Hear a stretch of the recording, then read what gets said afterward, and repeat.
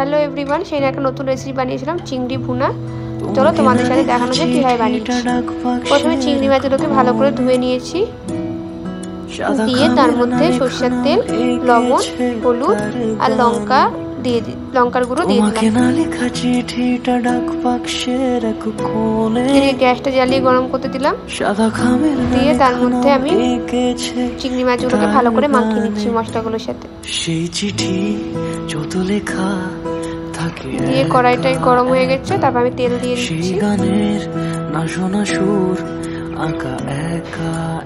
এই দেখো, দিয়ে একে একে আমি চিংড়ি মাছগুলোকে ভেজে নিচ্ছি। দিয়ে তারপরে আমি আরেকটা জায়গায় একটুখানি দই নিয়েছি, তার মধ্যে হচ্ছে ভাজা মশলার গুঁড়ো দিয়েছি, জিরে গুঁড়ো আর ধনে গুঁড়ো, আর একটুখানি সামান্য জল দিয়ে ভালো করে ফেটিয়ে নিয়েছি। এদিকে যে তেলটা ছিল তার মধ্যে আমি পেঁয়াজ কুচি করে নিয়েছি। দেখো, এইভাবেই এরকম ভাবে কাটলে ভালো হয়।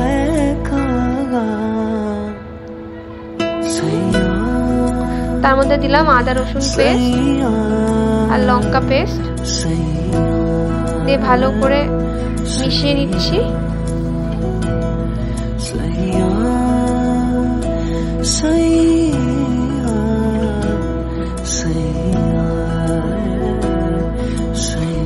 এবার ভালো করে কষিয়ে নিচ্ছি।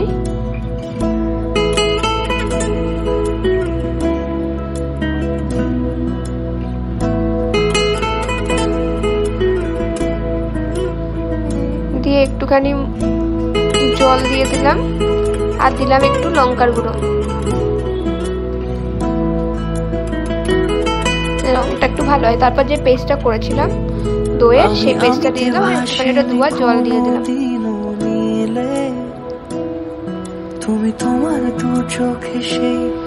দেখো ফুটে উঠেছে, ফুটে উঠলেই আমি চিংড়ি মাছগুলোকে দিয়ে দিচ্ছি।